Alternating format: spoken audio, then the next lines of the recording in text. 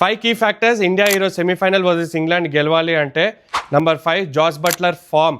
Jos Buttler ఫామ్లో లేడు నాకు తెలుసు, కానీ కీ మ్యాచ్లో కీ ప్లేయర్ ఎప్పుడు పర్ఫామ్ చేస్తాడో జాస్ ద బాస్ తను ఫామ్లోకి రావద్దు, అస్సలు రావద్దు, లేకపోతే ఇండియాకి danger.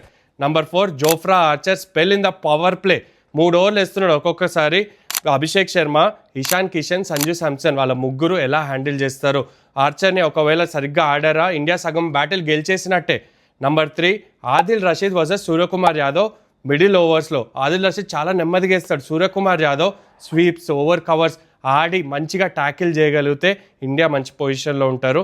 Number 2 Jasprit Bumrah 4 overs. అందరికీ తెలిసిందే Jasprit Bumrah is a trump card for India. తన 4 ఓవర్స్ వికెట్స్ తీయాలి, రన్స్ కూడా ఎక్కువ వేయద్దు. వాంకడేలో తనకి ఆడిన అనుభవం చాలా ఉంది, ముంబై ఇండియన్స్కి ఆడతాడు కాబట్టి తను 4 ఓవర్స్ చాలా చాలా క్రూషియల్ ఉండబోతుంది.